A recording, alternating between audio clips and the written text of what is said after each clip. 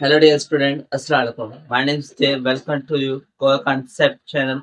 In this video, we will discuss physical quantity. Physical quantity क्या होती है?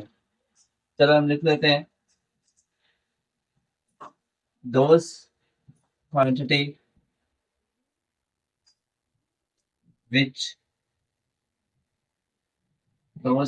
which can be measured. वो quantity जिसको हम एक्यूरेट या मेजर कर सकें तो हमसे बोलते हैं ये क्या है? Physical quantity.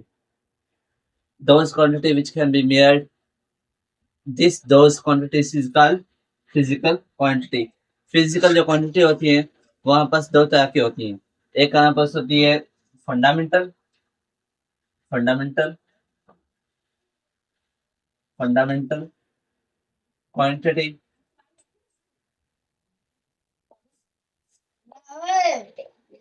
सेकंड जो होती है वो हमारे पास कौन सी होती है? Drive quantity. फंडामेंटल क्वांटिटी क्या होती है? फंडामेंटल क्वांटिटी वो क्वांटिटी जो किसी और क्वांटिटी पे डिपेंड न करती हो या किसी और क्वांटिटी से नहीं बनाई गई हो तो हम बोलते हैं बस क्या है? Fundamental quantity. वो क्वांटिटी जो किसी और क्वांटिटी पे डिपेंड नहीं करती हो तो हम बोलते हैं क्या है? Fundamental quantity. फंडामेंटल क्वांटिटी को इंडिपेंडेंट क्वांटिटी भी कह सकते हैं या इसे बेस क्वांटिटी भी कह सकते हैं. जिस तरह से समझ क्या है? Length,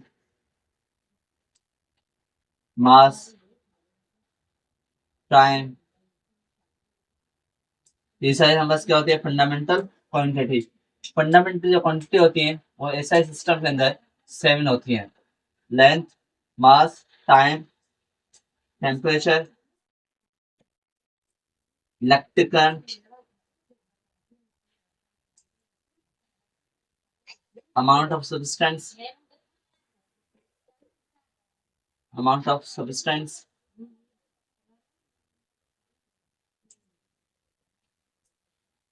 amount of substance, luminous intensity,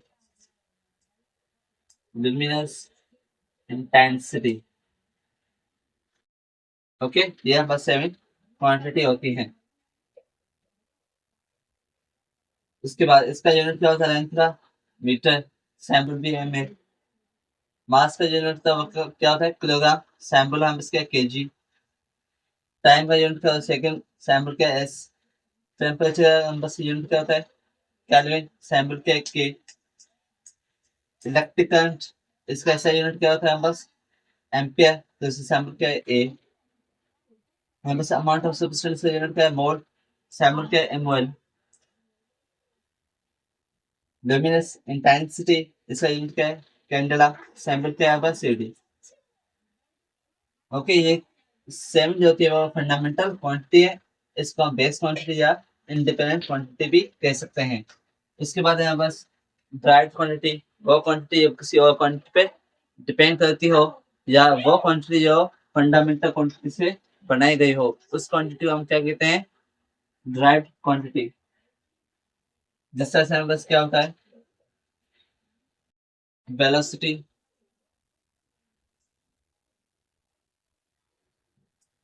velocity, velocity का formula displacement upon time. Displacement हम बोलते हैं लेंथ को, तो टाइम हम क्या बोलते हैं? टाइम. ये दोनों क्वांटिटी क्या होती है? हम बस फंडामेंटल. और इस दोनों क्वांटिटी को डिवाइड करते तो हम बस क्या मिलता है? वेलोसिटी. तो वेलोसिटी हम बस कहाँ से बनाई गई है? फंडामेंटल से. तो ये हम बस कौन सी हुई? Drive quantity. इस तरह से बस क्या होता है? इस तरह से बस फोर्स, फोर्स कहाँ से बनाई जाती है? इनटू ए. मास मल्टीप्लाई एक्सेलरेशन, एक्सेलरेशन भी ड्राइव क्वांटिटी है. इसके साथ यहाँ बस मास, मास भी फंडामेंटल है. तो ये दोनों यहाँ बस क्या है? फंडामेंटल क्वांटिटी से बनाई गई है. कौन से बोलते हैं? ये भी हम बस क्या है? Drive quantity. उसके बाद अगर आप जो आप पास फिजिकल क्वांटिटी होती है इसको इस तरह से लिखा जाता है. Q equal to N U. इस तरह से रिप्रेजेंट करते हैं किसी भी फिजिकल क्वांटिटी को। क्यू जो है बस क्या होगा, फिजिकल क्वांटिटी। इस तरह से हम बोलते हैं मास किसी भी ऑब्जेक्ट का है 10 kg। मास यहाँ बस क्या है, फिजिकल क्वांटिटी। एन का मतलब नंबर, जिसका बोलते हैं मैग्नीट्यूड। क्या बोलते हैं उसे, मैग्नीट्यूड। मैग्नीट्यूड कितना है बस 10। और उसके साथ क्या होगा, यूनिट। यू में यूनिट, तो यूनिट हम बस क्या है, केजी में किलोग्राम। ये इसका क्या है बस यूनिट है।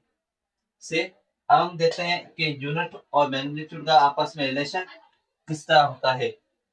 अगर भाई यहाँ पे आप इसका मल्टीप्लाई, यहाँ पास यू है यूनिट, वो यहाँ पे मल्टीप्लाई हुआ है नंबर के साथ, तो यहाँ पे डिवाइड डिवाइड होगा बस। N equal to Q upon U. से यू यहाँ पे मल्टीप्लाई, यहाँ पे डिवाइड, तो ये बस क्या है, इक्वल है।